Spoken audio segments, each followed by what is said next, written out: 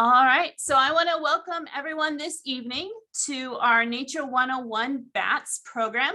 My name is Mindy Murdoch. I am the Director of Recreation Services for Zionsville Parks and Recreation Department. And it's a pleasure to have Tim Shier with us from Indiana Department of Natural Resources. Tim is a non-game mammologist with the department. I've never had a pleasure. This is the first time I got to meet Tim. I have met Tim's counterpart in the department, but he's going to spend some time with us today talking about our native bats. And it's fitting because this is actually Bat Week.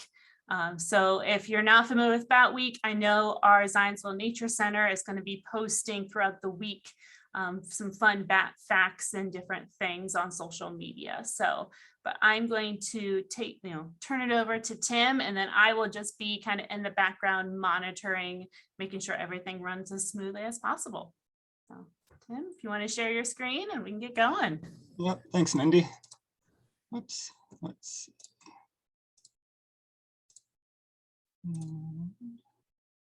Hang on, I had it and I don't.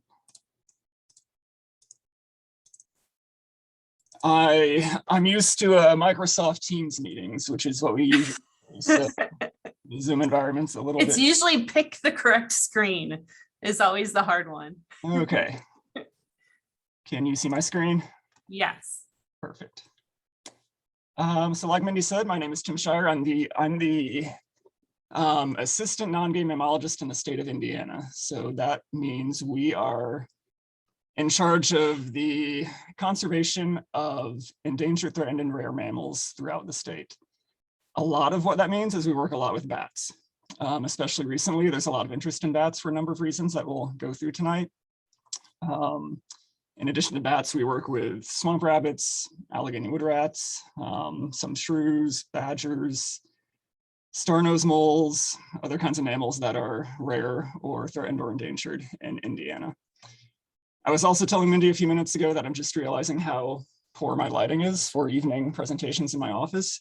I'm actually sitting right in front of a window and it's usually very bright, but it's not right now. So thankfully you'll be looking at my presentation most of the time and not me. So with that, I guess we'll get going. So just to break the ice, start out with some fun bat facts. These are bat facts from all over the world. So typically newborn bats weigh about 1/4 of the weight of their mother. So if you think of that in human terms, I think you can be glad that your babies don't weigh 1/4 of what you weigh when you give birth. A fascinating fact, I think this is incredible, is a tiny bat from Siberia set the record for the world's oldest bat. It's a tiny little bat that weighs just about 48 grams. And in one of these Brandt's bats lived to be 41 years old in the wild. Relative to size, bats are some of the longest lived mammals in the world.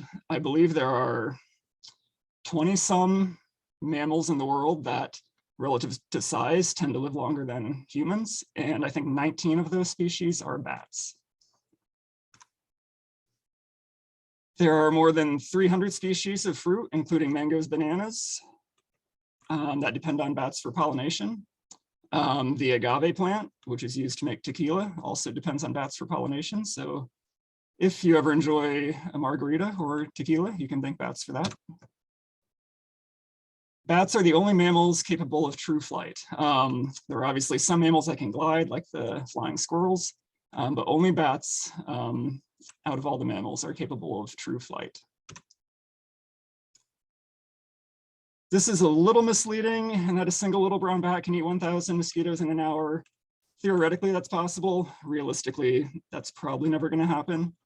But the point of that fun fact is that bats are incredible for pest control. And bats are also very important for other reasons. The vampire bat has an enzyme in its saliva that is a blood thinner. And scientists have actually been using this enzyme called draculin, appropriately named, as a blood thinner for treating various conditions such as strokes in people and other applications for blood thinners. I don't know much about the medical side of Draculin, but that always kind of fascinated me too.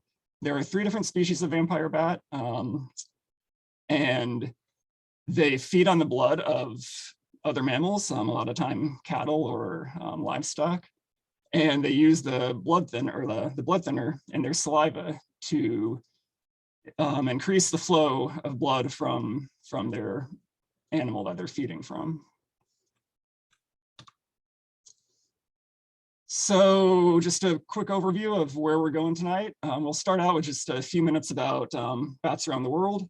And then the rest of it will be focused mostly on Indiana, the bats of Indiana, the life cycle of a typical bat in Indiana, challenges facing bats. Just in the past 10 years or so, 10, 15 years, a couple big challenges have popped up, which we'll talk a lot more about a little bit later. We'll talk about what we do to monitor bats and to help conserve bats in Indiana. And then we will just talk briefly at the end about what you can do to help bats. So straight away, there are a lot of misconceptions about bats out there. A lot of people don't understand them, but bats are important. If you don't leave with anything else tonight, leave with the knowledge that you know bats are important. Tremendously valuable for agricultural pest control, medicine like the Draculin that I just mentioned, pollination, seed dispersal, mitigation of disease vectors. Obviously, if they're eating mosquitoes, so mosquitoes transmit a lot of diseases to people, and that is a huge benefit of bats. Not so much in the United States, but in some areas of the world, bat droppings or guano is used as a pretty major fertilizer source. And less concrete examples, they're part of the food chain and just the intrinsic value of having bats around and everything that they do for us and just being a part of our incredible natural world out there. So a number of studies have been done about the economic value of bats, and it's estimated that every year they provide benefits of more than $1 billion to agriculture. That's through not needing to apply nearly as many pesticides and herbicides to crops to avoid those crop losses. And not applying those chemicals to the crops also makes the crops healthier for our consumption, and it also leads to just a healthier environment. Eutrophication of water is a big problem in some of our waterways because of chemicals used on crops, and bats can help cut back on that as well. So more than $1 billion every year, and when you put everything together, not just the pest control, but pollination, insect, seed dispersal, it really is a priceless ecosystem service. So some bats around the world, those 2 bats we do not have in Indiana or the United States. I actually spent some time in Honduras a while ago. I did not see a Honduran white bat, unfortunately, but it might be the cutest bat out there. And that is a bat from Fiji, next to the Honduran white bat there. There are more than 1,100 species of bat in the world, which represents about 20% of all mammals. So there are a lot of bats out there. Unfortunately, about 25% of those are threatened with extinction. 44 are classified as critically endangered. And at least 12 are already extinct.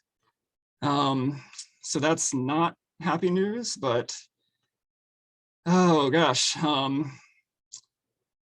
wish I could give you some good news and that bats are flourishing everywhere, but they're not, which is all the more reason why we need to educate ourselves about them, be advocates for bats, and do what we can to help protect bats, not just in our communities, but everywhere. So there are 2 kinds of bats, big bats and little bats, basically. Megabats are flying foxes that live in the tropics and subtropics. They can have wingspans of 4 or 5, even up to 6 feet wide. And then there are the microbats, which, as you can see in the photo, fit into the palm of your hand easily. They're very tiny. Megabats eat fruit. Microbats are generally only insectivorous. The best part of this slide is in the Megabats photo, one of the kids in the background is actually wearing a Batman shirt. That's kind of why I use that photo. So where are the Megabats in Indiana? We don't have any, only in the tropics and subtropics. There are vampire bats and other larger bat species in Mexico. But if you want to see true megabats, flying foxes, you'll need to go to the tropics. Maybe you're happy they're not here. And the hoary bat is our biggest bat in Indiana, and it weighs 25 to 30 grams, which is about 5 or 6 nickels. So compared to a bat with a 6-foot wingspan, the biggest bat we have here in Indiana is quite tiny. And it really is incredible how many bats actually are out there, but just because of their biology and being active at night and being so small and where they roost during the day, we just hardly ever see them, but there are actually a lot of bats out there in Indiana. Not as many as there used to be, unfortunately, but there's still a lot out there. I'm not going to spend too much time on this slide.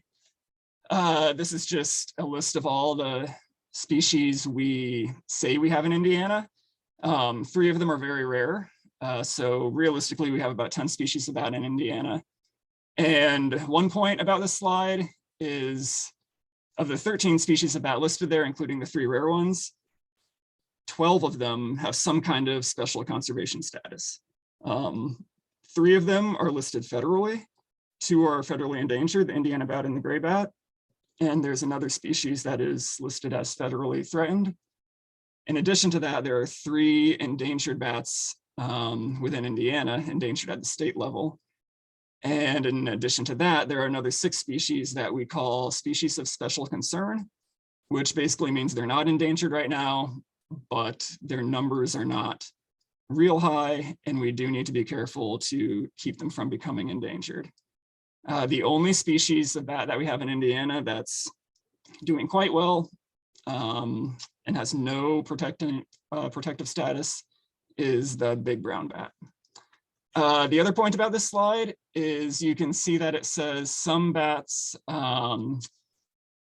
go to caves in the winter, some migrate in the winter, some use trees in the summer, some use buildings or structures in the summer. We generally split our bats in Indiana up into cave bats and migrating bats. Cave bats hibernate in caves, of course, in the winter. They'll also sometimes use abandoned mines. And the migratory bats sometimes don't even summer in Indiana. Sometimes they just pass through. Some other species are in Indiana in the summer and then they migrate south for the winter.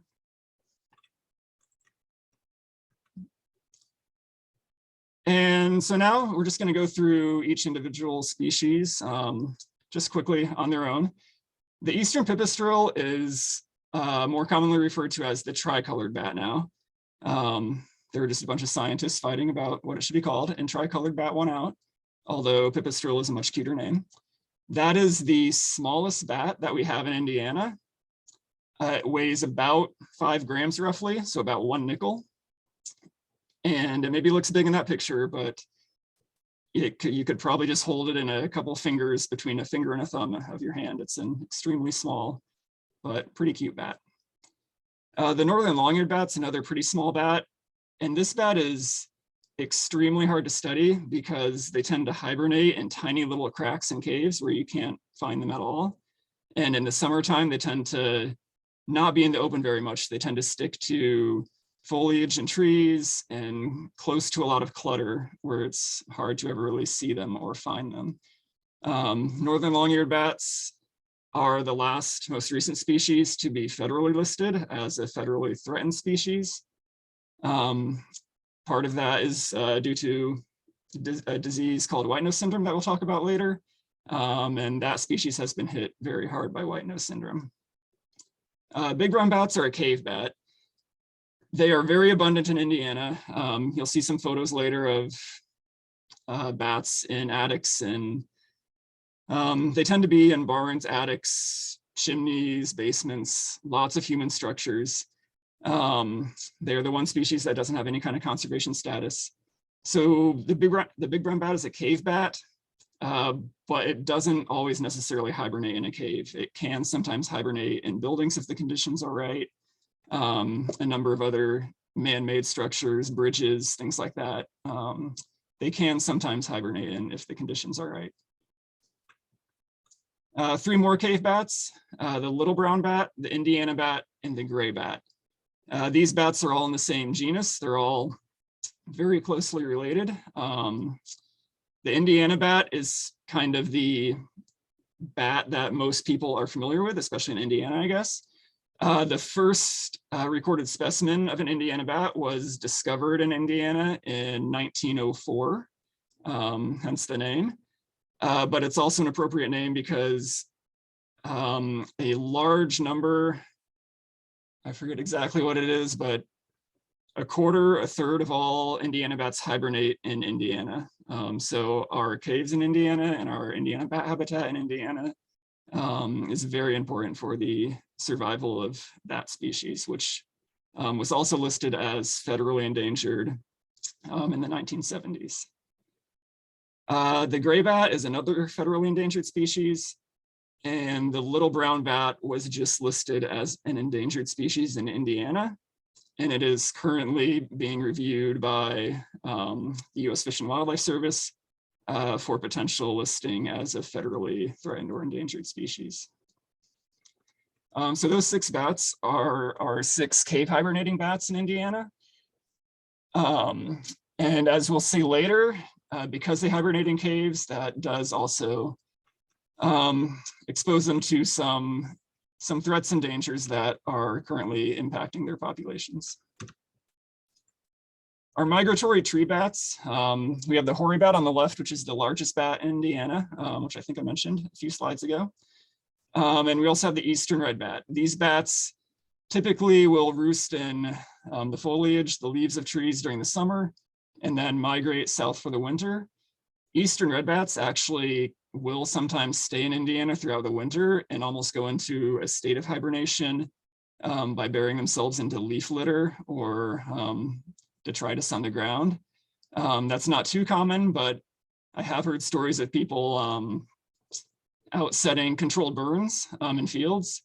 And as the fire proceeds across the field, they'll actually see red bats popping up out of the field in front of the fire in February, March. So obviously that's not ideal for them, but they do sometimes stay in Indiana for the winter. And a couple more migratory tree bats, the evening bat and the silver-haired bat. The evening bat actually is listed as stay endangered right now, but its status might be upgraded to not endangered, special concern, but not endangered, because that is one bat species that we think is doing pretty well. It's a very difficult species to study, so we don't have much information about it, which makes decision-making for its status very difficult. But some recent data do suggest that the evening bat's actually doing pretty well, especially compared to a lot of our cave hibernating bats. And the silver-haired bat as well is a migratory bat. Cave hibernating bats have their own threats. Migratory bats are actually starting to be impacted a lot by wind turbines. So that's a bigger threat to our migratory tree bats. And then the 3 rare bat species in Indiana, the Rafinesque big-eared bat, I really wish we had more of in Indiana because it's pretty cool looking. But that has not been found in Indiana for a number of decades now. And the southeastern bat likewise has not been found in Indiana for a number of decades. The eastern small-footed bat was just discovered in Indiana the first time about 8-10 years ago. So that's maybe a species perhaps coming farther north, perhaps with changing climate regimes. Maybe we just weren't able to find them before for whatever reason. So those are our 13 species of bat that we say we have in Indiana. We have seen other bats in Indiana. There's a species called the Seminole bat that we saw in Indiana a couple of years ago. Some of these other sightings are probably accidental introductions. They came in on trucks or shipments of produce or something like that. And they didn't actually come to Indiana on their own. And the odd ones that we do see, we really just kind of see them and then we never see them again. So there's really not much likelihood that they're actually in Indiana.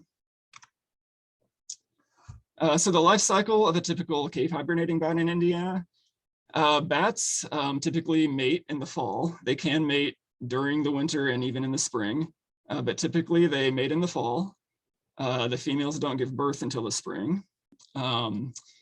But the mating occurs during this time called swarming, where the males and females all come together close to a hibernation spot, usually close to a cave or in a cave.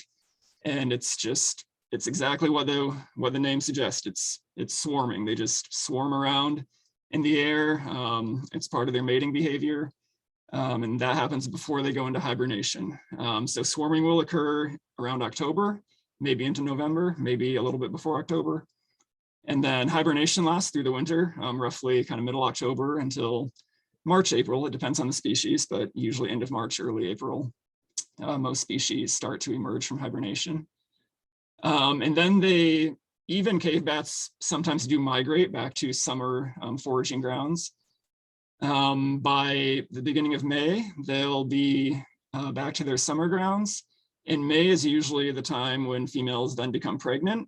They store the sperm inside them for during the winter. It's a process called delayed implantation, and then they become pregnant in the spring when conditions are better for raising young. Part of that strategy helps them become pregnant when conditions are ideal to raise young. So then May, June, July is usually what we refer to as maternity season in Indiana. If you go farther south or north, it can be slightly different. But that is when females gather together in maternity colonies and they collectively raise young. Most species in Indiana will give birth to 1 or 2 young a year. The eastern red bat is kind of the exception, and they often give birth to 3, 4, 5 young. At the end of maternity season, the maternity colonies will break up. They'll start to disperse and start to head back to hibernation sites. And then eventually the swarming process begins and the cycle is completed and another year begins. And just a couple basic maps, just very generally showing migratory pathways of our migratory bats. You see the example in Indiana on the right. Some bats do simply migrate from northern Indiana to southern Indiana, Kentucky. But there are some other bats that may go as far south as Mexico, Florida, anywhere in the southeast. A lot of our bats, especially the bigger bats, silver-haired bats and hoary bats, will migrate for the winter.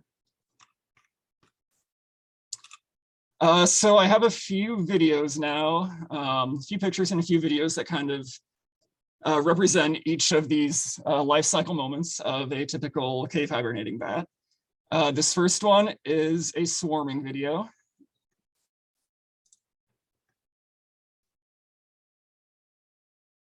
So I don't know what species this is, but they're swarming near a hibernation site. So that's males and females.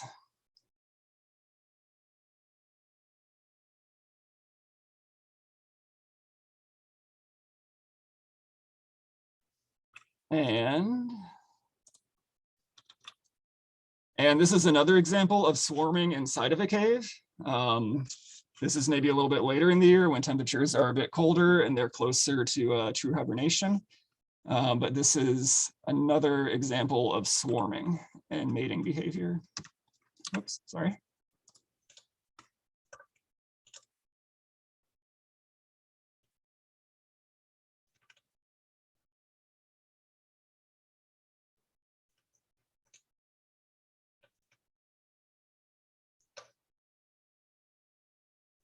So it's pretty neat. It kind of reminds me of I think it's the starlings in Great Britain that make the big clouds in the sky that transform into different shapes. It kind of reminds me of that.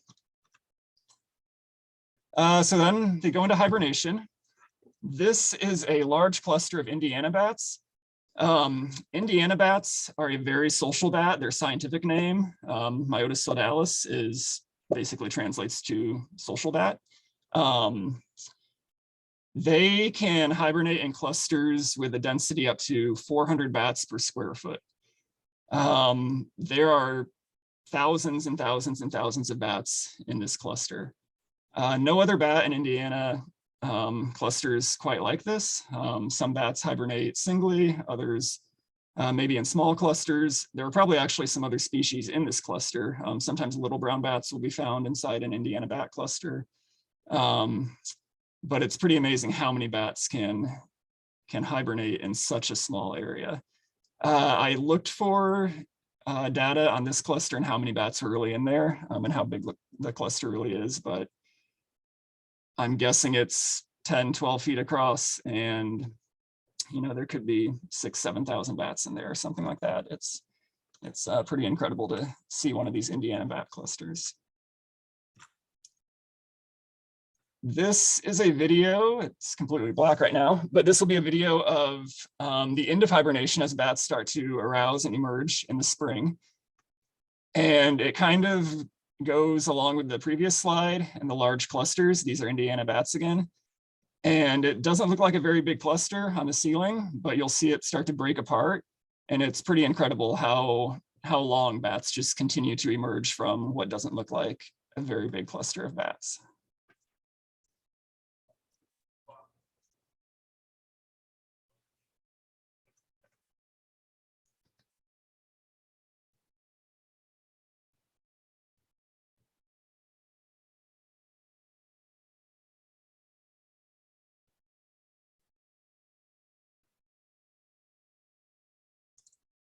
And so again, that's at the end of hibernation as they're beginning to arouse and emerge for the spring. This is another video, it's pretty long, I won't show this whole video. You can see, these are Indiana bats in a cave in Indiana. You can see this bat in the front has a metal band on its forearm, the forearm of its wing. Sometimes we'll band bats, similar to banding birds, as a way to help us track bats, see where they hibernate, where they go. Bats have incredibly strong homing instincts, and it's amazing sometimes how the fidelity that bats have to a very specific hibernation site. Rarely you will see a white-furred Indiana bat. We found one of these in a cave in Indiana about 10 years ago. And for the next 4, 5, 6 years, whenever we went back to check on this cave and the bats in this cave, this exact same bat was hibernating in almost literally the exact same spot every time we went in subsequent winters. So it's incredible how bats find their way home and have such strong homing instincts. I can play a little bit of the video. This is also at the end of hibernation. I think this video is from March as the bats are starting to arouse. The presence of people in a cave is a disturbance to bats. So we do try to minimize when we're in caves during the winter. This is the very end of hibernation, so it's not as bad, but it is something that I do struggle with some of the work we do, and that to study bats, sometimes we have to disturb them. And, you hope that what we learn and what we can do to help protect bats is a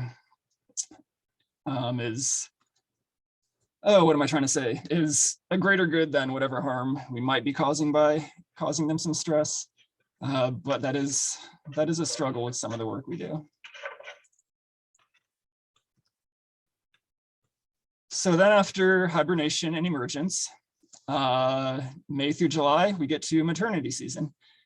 So you can see these are big brown bats. This is the most common species we have in Indiana, and they're in an attic of a house here. Like I said, they can be in barns, attics, chimneys, basements, all sorts of structures and buildings. So there are two baby big browns right in the middle of the picture there. And it's about a 30-second video just kind of showing activity in a maternity colony in the summer.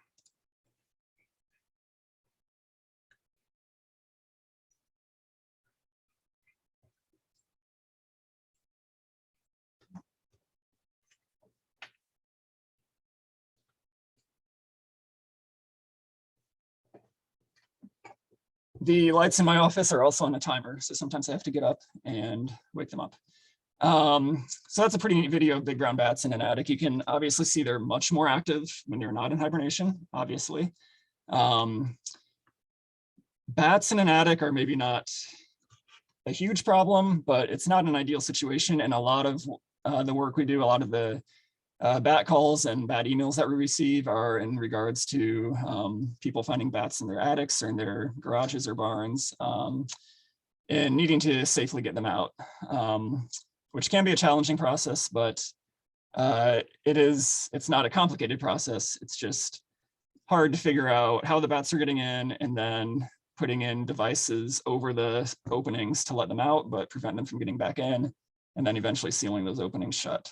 So that's we spend a lot of time on emails and phone calls in the summer responding to people who have bats inside their homes.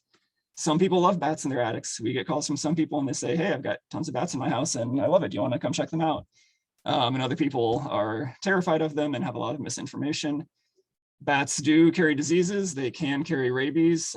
Very few bats actually have rabies, but it obviously is a very serious disease. So it is a public health and safety concern. So we do have to take all of those calls seriously, especially when people say they have bats in a bedroom or in a kitchen or someplace where they're actually living. And this bat represents the post-maternity period when the maternity colonies break up and bats return to winter sites. I'm not sure why this photo exactly represents that, but I thought it was a pretty neat photo, so I threw it in there.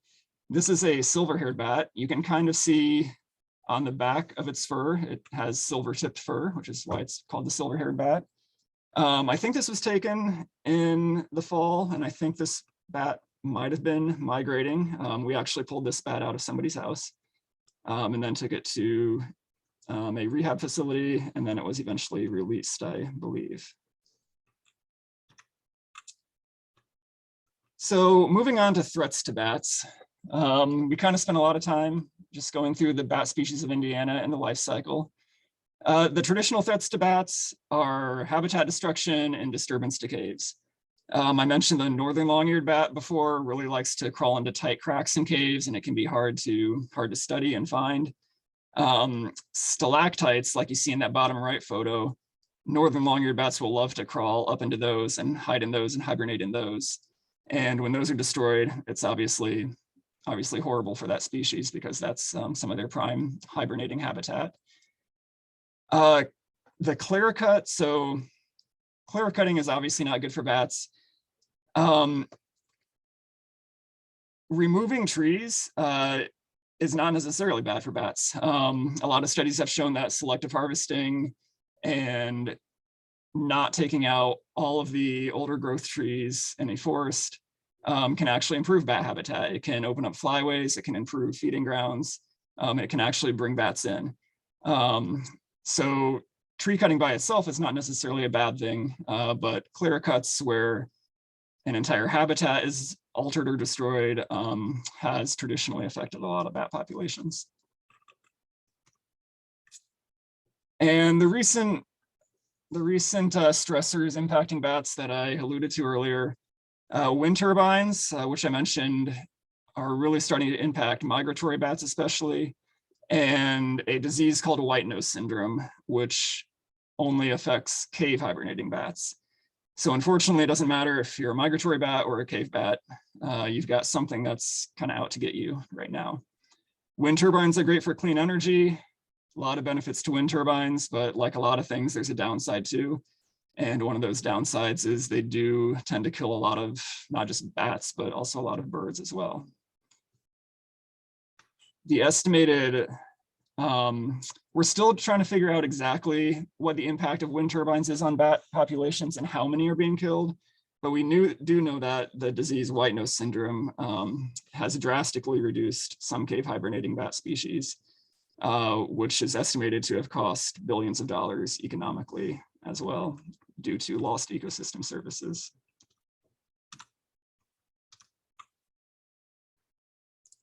So that stat's a little bit old at this point, but hundreds of thousands of bats can be killed by wind turbines in the United States each year.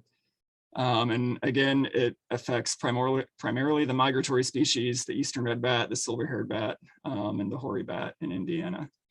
It affects the migratory species more simply because they're moving across the landscape more.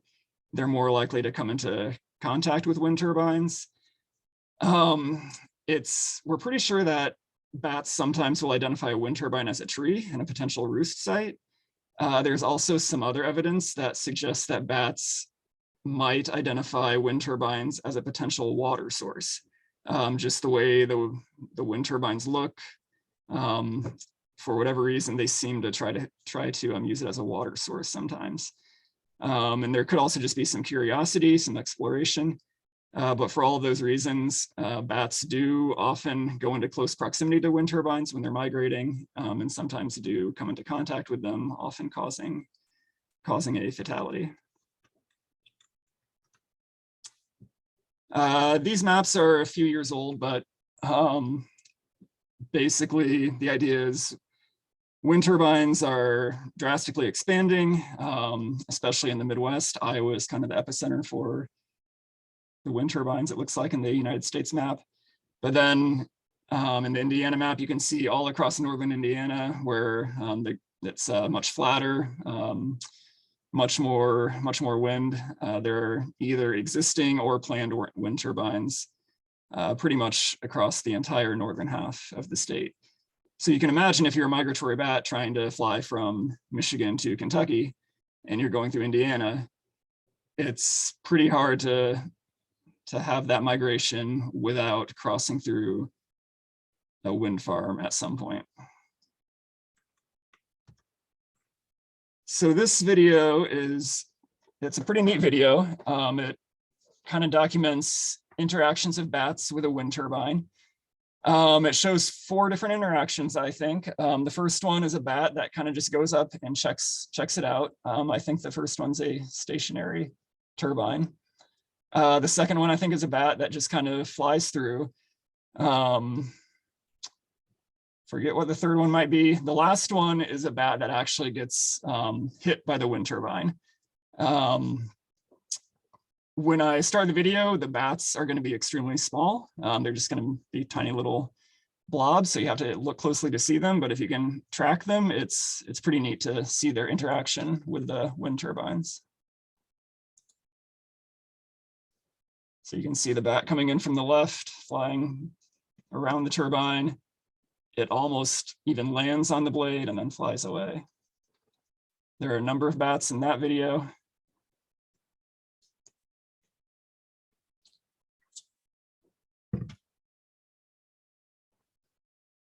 And then this last one's kind of dramatic. I can rewind it and replay it again, but you can see the bat come in from the left and kind of just get obliterated by the wind turbine. So unfortunately, that is a pretty big concern for our migratory bats.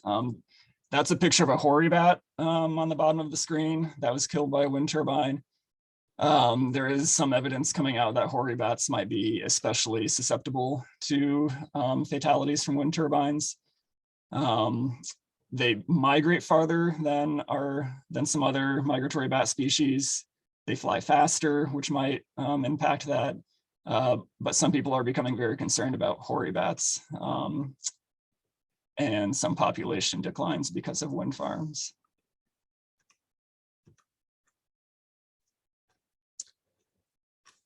So then the the cave bats have been hit hard by white-nose syndrome. So white-nose syndrome is a fungus that survives quite well in caves. It's kind of unusual from a lot of fungi that kind of thrive in warm, really moist, warm, hot environments. This fungus can really thrive in cooler environments, such as a cave. It was likely introduced from Europe, and it was first identified in the United States in February 2006. And since then, tens of millions of bats have died from white-nose syndrome. So in the photo at the bottom, you can see why it's called white-nose syndrome. You see the white muzzles on, especially those 3 bats kind of right in the middle. The one on the left doesn't look like it has too much, and then the other ones you can definitely see a little bit as well. So that's why it's called white-nose syndrome, but it affects all the tissues and membranes of the bat, especially the wings, and it can cause deterioration in the wings, which can obviously affect flight and feeding. But the biggest problem with white-nose syndrome is the fungus. It's kind of like athlete's foot in humans, and it's an irritation, and it causes them to wake up. It disturbs metabolic processes, and it causes them to wake up during hibernation. And when they wake up during hibernation, they start burning through fat reserves too quickly, and they don't have enough fat reserves to survive the winter and essentially die from starvation. And unfortunately, that has killed tens of millions of bats since it was first found in the United States. In Indiana, the little brown bat, the northern long-eared bat, and the tricolored bat have been hit especially hard. But it does affect all cave hibernating bats in Indiana. So why are they vulnerable to the fungus? I kind of already went through this. It builds the bats build up fat reserves for hibernation. The fungus grows in cool environments well. It disrupts metabolic processes. It deteriorates the epidermis and dermis, and it just causes irritation, which causes the bats to arouse. And when they're awake, they burn through fat and can't survive the winter. So this is a recent map of the spread of white-nose syndrome across the United States and Canada. You can see a little red circle in New York, kind of in central New York, where white-nose was first discovered in 2006. The darker blues represent older discoveries, and you can see as the disease made its way west and south, the colors changed to represent the year that it was first discovered in those areas. Indiana, you can see, is green. It was first discovered in Indiana in a cave in Washington County in January 2011. You also notice that it's nowhere in northern Indiana, and that's because there aren't really caves or mines in northern Indiana for cave hibernating bats. It is a fungus that kind of sticks to caves, and if there aren't any caves, you're probably not going to have the fungus. Most of the spread probably was due to bat-to-bat contact, but you also see that in Washington State, there are 4 counties that have recently been identified as white-nose positive. There's a county in California, quite a few in Texas. I believe more recently, New Mexico has had potential cases. And I think even Western Canada by Vancouver has had some positive cases recently. So you can see it's essentially spread all the way across the country, but those records in the West are much more likely spread by people. When white-nose was first discovered, most, if not all of the caves on public land in Indiana were closed to visitation. When we would go into caves, we would take very serious decontamination measures to make sure we weren't carrying the fungus out with us and spreading it elsewhere. Even though the fungus doesn't grow outside of caves, you can transmit the spores on your clothes, on your boots, on your gear, whatever you may or may not take into a cave. And those records out west were likely spread by people going into a cave in the east, traveling to the west, going into a cave or a mine in the west with some of the same equipment they had on in the east and spreading the spores that way. And that's probably how it came from Europe as well. The fungus or variation of the fungus in Europe probably existed there tens of thousands of years ago. Bat numbers in Europe in caves are generally at a much lower concentration than what you would see in Indiana and some of our caves that have tens of thousands of bats in them in the wintertime. And that's possibly a remnant of White-nose syndrome and the impacts that it maybe had on European bat populations tens of thousands of years ago. It's quite possible that they used to have much larger cave hibernating bat populations. The fungus decimated a lot of those populations. There was a survivor population, and now the remnant population, which has been drastically reduced, but is more resilient to White-nose syndrome, is still persisting. That's all kind of speculation, but that's the most likely scenario.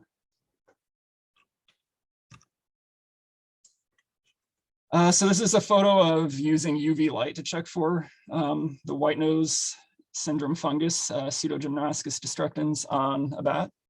It fluoresces if it has it. And sometimes we also use lights to backlight a wing, and we can look for deterioration of the wing caused by White-nose syndrome. On the right, you can see some abrasions or circles of tissue missing in the bat wing.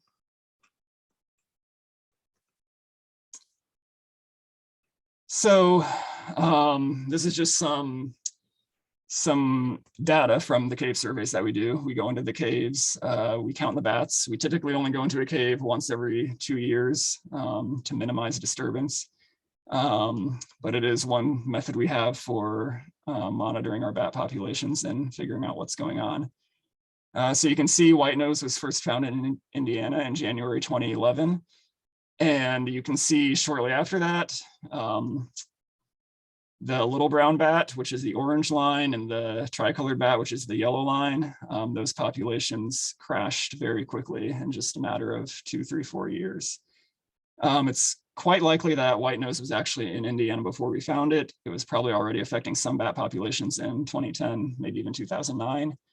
But since we confirmed it in 2011, it's spread. It's essentially pervasive throughout all of our caves and karst area and all of the abandoned mines in especially southwestern Indiana. You do see that the Indiana bat handles White-nose syndrome a little bit better. That's potentially for a number of different reasons. Indiana bats are a little bit bigger than little browns and tricoloreds, which maybe means they have more fat reserves that they can rely on through the winter. It could even have something to do with their hibernation strategies. They tend to hibernate in slightly cooler areas, and the fungus grows better in slightly warmer areas of caves. Their social nature, you would think that being in tight clusters would spread the fungus really easily, but perhaps that has something to do with their resistance. After White-nose hit in Indiana, it was really interesting to see the response of bats to the disease. A lot of their hibernation sites, some of them were abandoned, and some hibernation sites, the bats still use them, but they used completely different areas of the hibernation site. What we saw a lot of was bats moving towards the front of the cave after it was infected with White-nose syndrome, quite possibly to attempt to hibernate in a colder area where the fungus would not grow as well. And you do see that the big brown bat has also been impacted by White-nose syndrome. There are so many big brown bats out there that it's not really a concern, but that species has been impacted as well. This is just another photo of 2 tricolored bats with what looks like a pretty severe infection.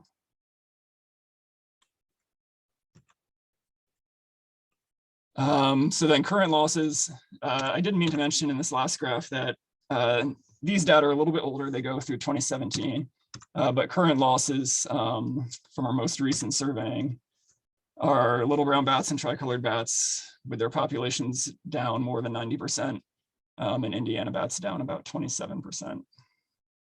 So it's pretty alarming when you lose more than 90% of a species. So moving on to what we do to monitor bats in Indiana. our traditional approaches, before a lot of technology started being developed to help monitor bats, were mist nets and harp traps.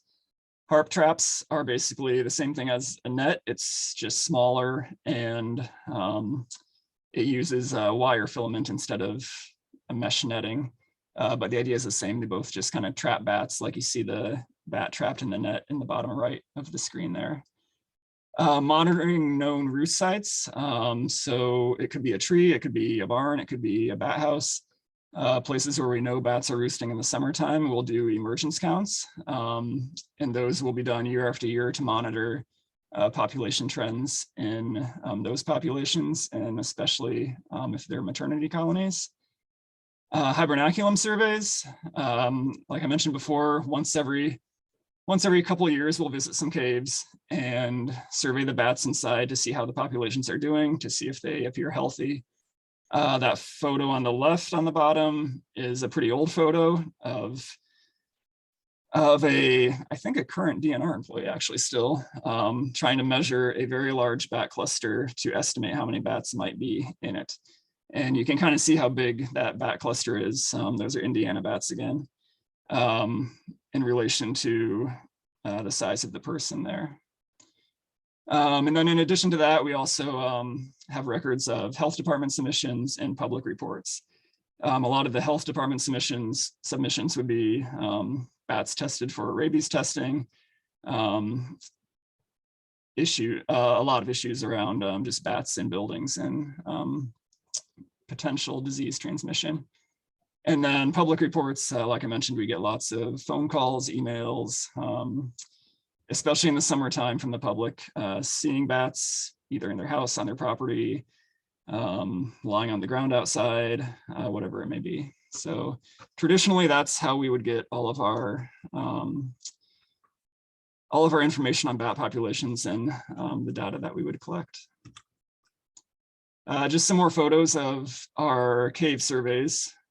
The two on the left are much older photos where guys just kind of went into caves and started counting bats, and they had these rulers and square contraptions to try to estimate how many bats were in a given area, and then estimating how many bats were in the entire cave based on approximately how much area was covered. On the right, you see two photos that were taken in recent years. One big difference you see is that everybody on the right is wearing personal protective equipment. Those photos were pre-COVID, but post-White-nose Syndrome. So we did take as many precautions as we could to make sure that we weren't going into these caves and then spreading the fungal spores elsewhere. Additionally, you see in the photo on the right, cameras were utilized instead of the clunky ruler contraptions to count bats. So cameras helped a lot. Digital photography helped a lot, being able to take photographs of large clusters, look at the photos later, count the bats in the photograph, and that way we are able to move through caves a lot quicker, a lot quieter, cause a much less disturbance. Just being able to take photos and move on rather than actually having to try to count large clusters just sitting in the cave itself. And this photo is a representation of one of those photos that we would take and then count the bats in the cluster on the photo afterwards. Indiana bats tend to have a pink nose that shows up pretty well in photos. So for the larger clusters, we'll take a photo and we'll actually just count the noses. I think some people have automated this process at this point, but for the time being, we're still counting noses, but it's better than how we used to have to do it. Mist nets, those are just a couple pictures of mist nets. They can be very tall. They're usually set up along stream corridors, riparian corridors, edge habitat, where bats typically feed on insect populations and out in the open a little bit more. You can see this is a very large mist net setup, and that little black spot kind of 2/3 of the way up, I think is a bat. I'm actually not sure, but it probably is a bat. And when you get bats up there, there's a pulley system on the mist nets, so you can pull the nets down, untangle the bat, take measurements on it, release it, and then put the net back up. Nets are checked very regularly, every few minutes, every 5-10 minutes, to make sure that bats are not left in the nets longer than they have to be.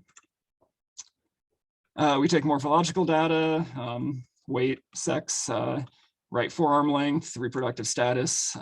It's just another method for us to determine the health of bats and the health of the populations and the reproductive health of maternity colonies. That you see the ruler on the bottom left. That is us just measuring the right forearm length of this bat. That's one of the principal size measurements we take for any bat that we would catch and measure is the right forearm length. That looks like a big brown bat with its bigger, sharper teeth. But with some new technology, we've been able to monitor bats in some very different ways and some much less invasive and less stressful ways for bats. And a lot of that has been with acoustic surveying, which is basically having a bat detector box, just basically a small computer that can process bat calls that are detected by a microphone, an ultrasonic microphone that listens for bat calls in the surrounding environment. So in the past 10 years, we've had a few different acoustic surveying programs going on. It began with cave surveys that we did from 2010 to 2014. And the purpose of those was to help us identify caves affected by White-nose syndrome.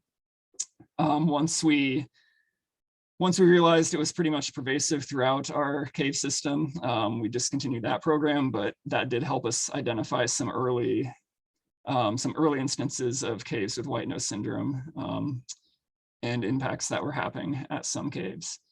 After that, we started mobile surveying.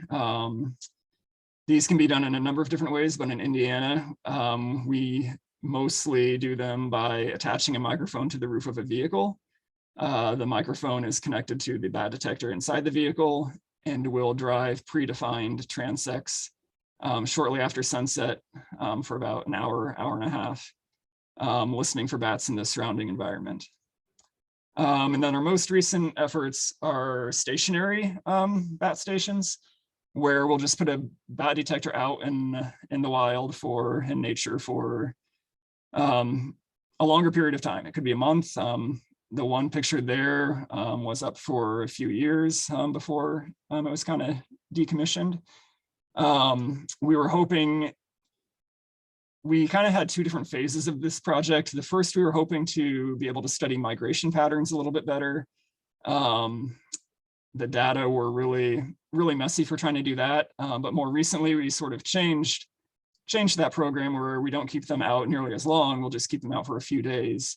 But we compare those results with other results from mobile surveying to get a better idea of how bats are using habitat and what species are using habitat.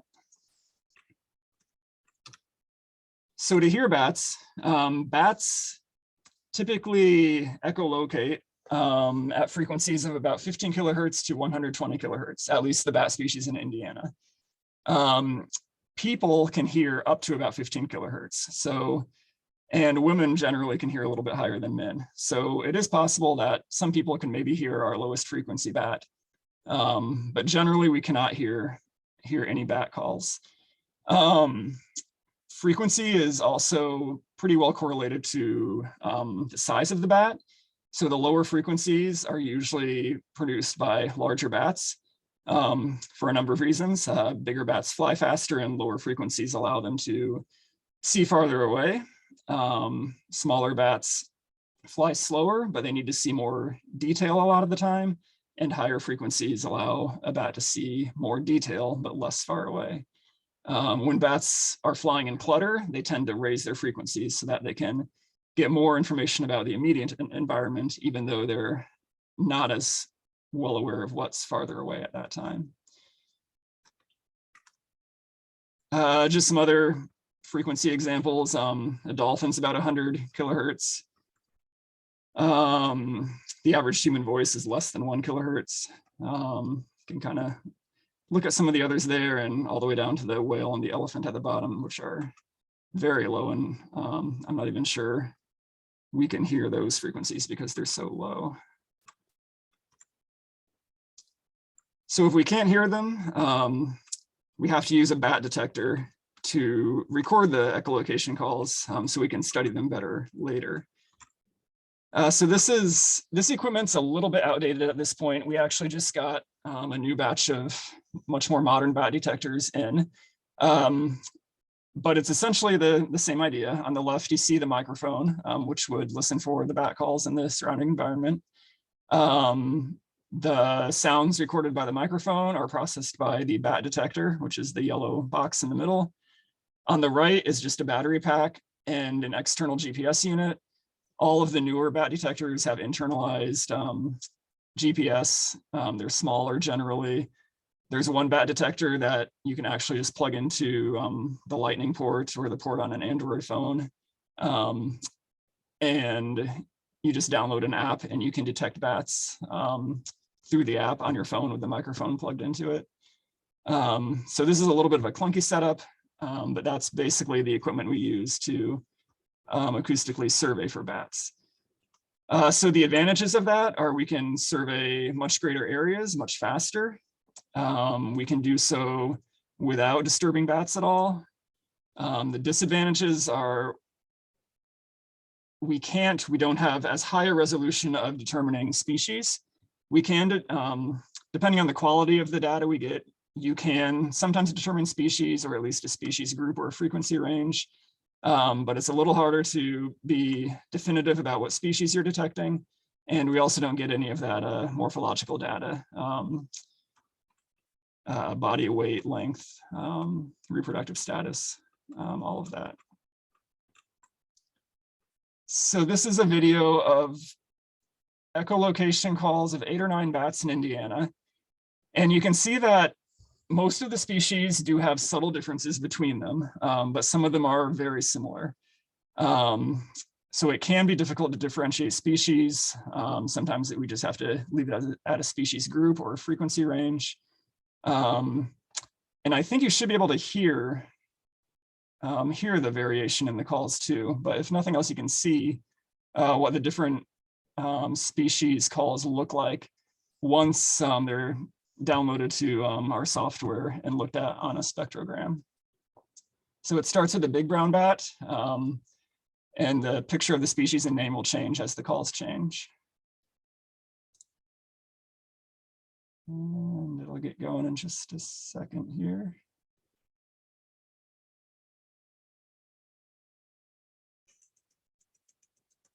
So I'm not sure how well you might be able to hear it, but you can see that's the big brown bat. The eastern red bat, its frequency modulates a little bit more up and down.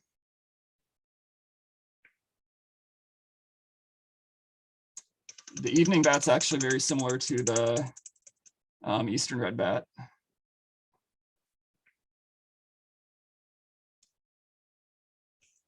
Here you can see the hoary bat's quite different. This is our largest bat, and it calls at the lowest frequency. You can see a lot of modulation in the calls, and it's also a much lower frequency than most of the others.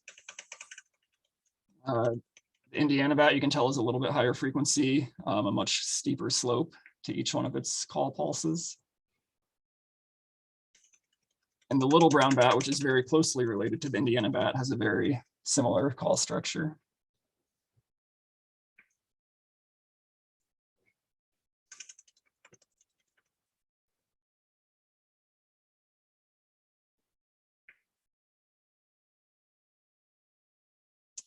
Again, the silver-haired bat is a larger bat, and it calls at a lower frequency.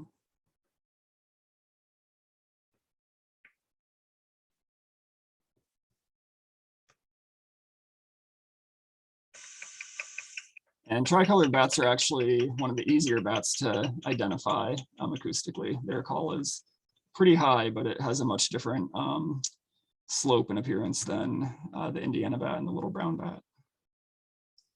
I think that was all of them. So one interesting point to make is, like I mentioned, some of the bat calls can be very similar, and bats use echolocation for information acquisition. As opposed to birds, the thing you see on the bottom there in that spectrogram is the call of a willow flycatcher. birds have undergone selection for distinction, and their calls usually serve as identifiers. They can identify individuals of the same species through their call. And as a result, it's a much more complex call than a lot of bat calls. So it's actually a lot easier to identify, even though there are a lot more potential bird calls in Indiana, it's actually easier to identify them a lot of the times using acoustics, simply because there's so much more variation across bird calls than bat calls, which are just used for information acquisition, or primarily, not only, but primarily.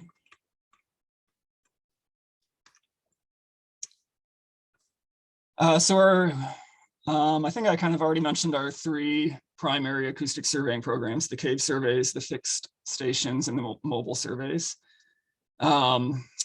You can see we can survey pretty much across the entire state relatively easily, as compared to if we were setting up mist nets and trying to survey across the entire state by setting up mist nets and sitting out there all night, catching bats individually.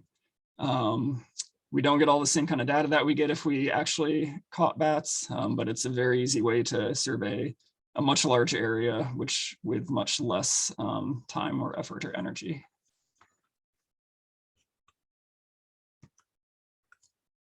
This is just shows the results of one specific mobile survey. I guess the kind of main point about this is you can see how habitat is so important to bats. All the colored triangles and circles and squares represent different species, and you can see how densely those are clustered down by the lake, where there's a large water source, as well as a fair amount of wooded area. Then you get farther to the center of the bat survey route. You see the black line just going north through largely agricultural area. And for a while there's absolutely no bat calls detected. And then once you start to get back into more riparian areas, streamways, wooded areas, you start to see more activity then back in the north and northeast of that survey route. So that's typically what the final results for one of our mobile acoustic bat surveys would look like. Some more results from our mobile acoustic surveys. In this example, we split the state into 7 natural regions, kind of based on just geologic and natural characteristics of the state. And you can see the bat representation of the different species in each different natural region, but also across time from 2012 to 2018. The most striking change from 2012 to 2018 is the yellow pie slices, which represents the tricolored bat, the smallest bat in Indiana, which has been extremely affected by white-nose syndrome. And you can see in 2012, that species was quite abundant in southern Indiana. That species is naturally more abundant in the south than it is in the north. But then you look over at 2018 and across the south, you can barely even see the piece of the pie that represents the tricolored bat. And that is almost entirely from white-nose syndrome and population losses from that. The Indiana and little brown and northern long-eared bats are much more difficult to differentiate acoustically. So in a lot of our analyses, we clump those together into one category called Myotis, which is the genus of those species. So you don't see the same kind of resolution in specific trends and specific species trends. But even there, you can see the slices of the pie that represent the Myotis are quite a bit smaller 6 years after roughly when white-nose was first found in Indiana. You do see that the migratory bats generally tend to be doing better. We did talk about how they were affected by wind turbines, but white-nose has been so devastating. The proportion of bats in Indiana has gone up in regards to migratory populations and down for the cave species. And just another simple chart showing species trends from our mobile acoustic surveying data. You can see the hoary bat, a migratory bat, our largest bat, seem to remain relatively stable. Like I mentioned, there are people very worried that that population is going to start to come down a lot as a result of more and more wind turbines. But our acoustic data from the last 10 years suggests that for now, that species is doing relatively okay. The other migratory species, the eastern red evening, we did detect some declines, but nothing like you see with the tricolored bat and the Myota species, which were affected by white-nose syndrome. This is just a photo of one of our fixed station setups outside a cave. You can see the microphone in the front left there of the photo, aiming generally towards the cave mouth. We don't necessarily want it to be pointing straight into the cave, but across the face. So that's just what one of our setups would look like that was when we were monitoring for abnormal activity associated with white-nose syndrome. Caves affected by white-nose syndrome would often have abnormal bat activity associated with it, flight during the daytime, flight in the middle of the winter on very cold days. And those acoustics were detecting instances of that. And these are some results from a couple caves that we did white-nose syndrome acoustic surveying at. The graph on the top is from a cave that did not exhibit any signs of white-nose syndrome and has since been found to have white-nose syndrome, but at this time when these data were collected, did not have white-nose syndrome. Essentially that thick blue line is the bat calls. And you can see that from November through early March, there are very few bat calls detected at the cave throughout the winter. But then spring comes, the bats emerge from hibernation, and there's that spike in the middle of March, late March, when the bats emerged from hibernation. You can also see that's correlated fairly well with average weekly temperature. As the temperature climbs, the bats arouse, they emerge, there's a lot more bat activity detected. The cave at the bottom is a cave where we detected a lot of abnormal activity in the first winter that we surveyed it. You can see in the middle of the winter in January, February, there are spikes in bat activity represented by the blue line, even though temperatures are still down around freezing, and just a lot of activity during the winter when we wouldn't expect to see bat activity. So in that case, we were able to determine that white-nose was affecting that cave before we would have known otherwise. As a result of the acoustic data, we went to the cave and collected some samples to confirm that white-nose was there. And that was one of the first few caves that we detected white-nose syndrome in Indiana. We also occasionally use infrared and thermal video cameras to do some bat surveying. We've worked with the US Geological Survey with some thermal video and some studies involving arousals from hibernation. And both of these images were part of a project at a cave in southern Indiana a number of years ago that was looking at arousals during hibernation, and in particular as a result of infection from white-nose syndrome. I think on the next slide, I actually have a time-lapse video from the cave in southern Indiana. It's a 24-hour time-lapse, so you can see, and it's from late February, so they should still be hibernating. Bats do naturally arouse from hibernation occasionally, even when they are healthy, especially if temperatures are warmer and there is an opportunity to maybe find some food or find some water. But this also probably does represent some abnormal activity as a result of white-nose syndrome. But you can see the activity really picks up in the night, and then during the day, the image basically becomes just dull red because the bats are in torpor and they're not creating the same body heat. And then as night approaches, they begin to arouse again. So this is kind of the middle of the night right now, starting to be morning. Now it's morning, late morning, and they're all in torpor. And then later in the day, you can see they start to arouse again.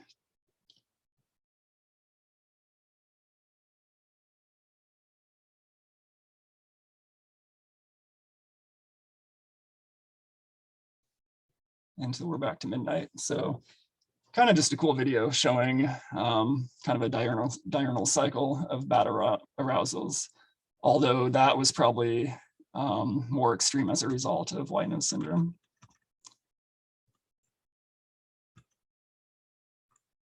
So just moving on at the end here to go over just some easy ways we can all help bats and do what we can to help conserve bats, especially with so many of them impacted by so many different things these days. The biggest one is just dispel bat myths. A lot of people have a lot of misperceptions about bats, and they think they attack humans, and bats are not aggressive at all towards humans. They think they all carry diseases when relatively very few of them carry diseases that would impact humans. Just social media is an outlet that you're well aware can be used for spreading myths as well as dispelling myths. Just any bat knowledge we can get out there. There are just a lot of people that have a lot of misperceptions about bats and think that we need to try to kill them all and get rid of them all, and we don't want them around and they're not good for anything. Don't disturb caves while bats are hibernating. You can see the two pictures of cave gates on the right there. We do have some gated caves in Indiana, which are obviously intended to keep people out. Bats can fly through those gates with no trouble at all, but obviously they keep people out. So that's, unfortunately, it's not as pretty to see a cave gated, but that is a very good solution to preventing disturbance to caves. Leave dead trees standing if it's safe to do so. Dead trees represent some ideal bat habitat, especially for the federally endangered Indiana bat. Indiana bats will roost underneath the peeling bark of dead trees in the summertime. A lot of maternity colonies will be in dead trees. A lot of times we just remove a tree as soon as we can once it's dead, but if possible, it's better to keep them up to improve bat habitat. Put up a bat house. These can be especially important when bats are in an attic and they're evicted from the attic, or they're evicted from a building, and the bats may not necessarily have suitable roosting habitat to move to.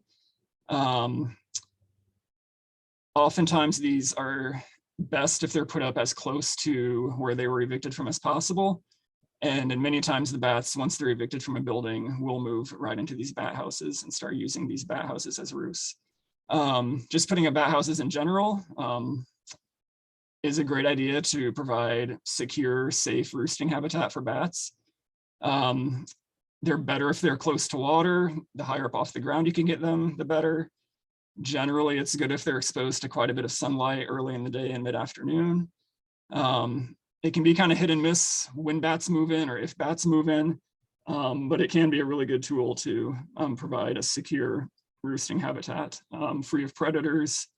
That's going to be stable for a long time for bats.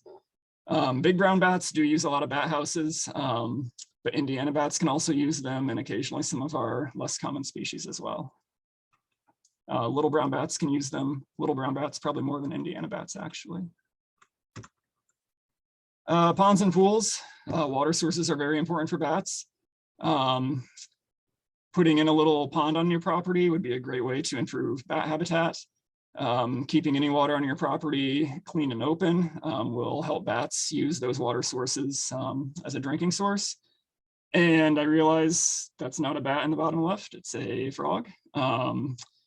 But there are these kind of cool little devices you can get to put on the edge of a pool that allow, sometimes bats will fall into a pool and it would allow them to swim out and climb out of the pool. Bats do sometimes drown in pools when they're trying to drink from it, and they get caught in the pool and they can't climb out because the edges are too high and too slippery. And reduce or eliminate the use of pesticides and herbicides around your house. These can easily get into the food and water supply for bats and cause health problems for the bats. So those are some simple things you can do to try to help bats around your house and around your neighborhood. So kind of the take-home message is bats are fascinating, ecologically important, and economically very important.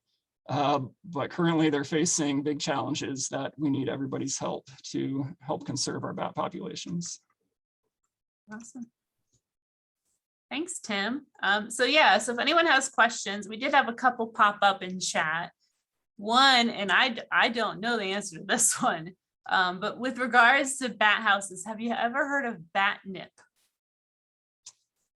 So I'm assuming that's supposed to be something to Like attract, an attractant? to Yeah. attract bats. I am not aware of any scientific literature that suggests that bat attractants work. Having said that, I have talked to numerous people who swear that using something like that, or even collecting bat guano and rubbing bat guano on the inside of a new bat house will attract bats. I can provide no assurance that that would help at all, but some people have tried that and say it works. Interesting. And then another, because that's a big one for parks. Do you know of any current research, any sort of citizen science programs that are currently going on with bats? So we have a few volunteer programs that we do. One of them is an emergence survey where people with bat roosts on their property will do emergence counts of bats for us. We do also use citizen scientists for some of our mobile surveying. Outside of the DNR, I could definitely put out some feelers and see what other citizen science projects might be going on out there right now, but outside of the DNR, I'm not sure. Okay, all right. Well, if anyone else has any other questions, feel free to, like I said, unmute yourself, or you can raise your hand. Oh, there's one. Matt, you got a question? Yes, I do. This is fascinating. Thank you so much for this opportunity. My question is, if I were to get a bat house, where would probably be the best place to, I live in a residential area, where would be the best place to position it? So within a quarter mile of a water source, whether it's a pond or a stream or a river or a wetland, closer to the water is usually better. It should be along edge habitat, ideally. So if you have a wooded area and then maybe a field next to the wooded area, putting it up right along the edge of that habitat between the woods and the field is usually an area where bats will forage for food a lot. I think I mentioned as high off the ground as you can get it. And usually you should try to have the bat house get quite a bit of direct sunlight in the morning and early afternoon and mid-afternoon. Generally, bats will like a hotter roost, especially a maternity colony, because a warmer roost will assist in rapid development of young. Having said that, bat houses can also get too hot. And especially with some of the high temperatures we've had in recent summers, with temperatures in the 90s a lot, they can get too hot. So the color of the outside color of the bat house, generally we would say should be a darker color, but maybe a little bit lighter color would be better now, and maybe a little bit less sunlight if you think it might be getting too hot. But the big things are just kind of edge habitat, near water, as high off the ground as you can get it. Those are the big ones. Okay, thank you. Eleanor, do you have a question? No, I don't have a question, but I just recently listened to Scott Bergeson, and I can't tell you where he came from, but he has done some research for the last 3-4 years at Eagle Marsh in Allen County. He's done some of the misting, some of the acoustic, some of the several other things that he's done. He's just discovered that we have 9 or 10 species of bats up here by using those methods. You might want to contact Scott Bergeson, Bergerson, I misspelled it. Yeah, we actually know him pretty well, and we're actually maybe next year going to be starting a project with him where we're looking for more occurrences of the eastern small-footed bat in Indiana. Okay, We actually are already working with him a little bit, but definitely appreciate the information, and it's always good to have more bat contacts. okay. Thank you. All right. Any last questions from anybody? Well, Tim did leave his contact information there. So if you would happen to see something, feel free to reach out to Tim, or you can always reach out to the Zionsville Parks Department, myself, and I'm happy to pass that information on. So thank you everyone for tuning in this evening. And again, this is recorded, so we will make sure that we post it. And once that recording is finalized, I will share that link with all of you. So you feel free to share it with any friends or family, or someone that might have wanted to, participate in this and just couldn't for this evening. But Tim, thank you again so much for taking some time this evening and being with us. And everyone have a great night. Thanks, everyone. Bye-bye.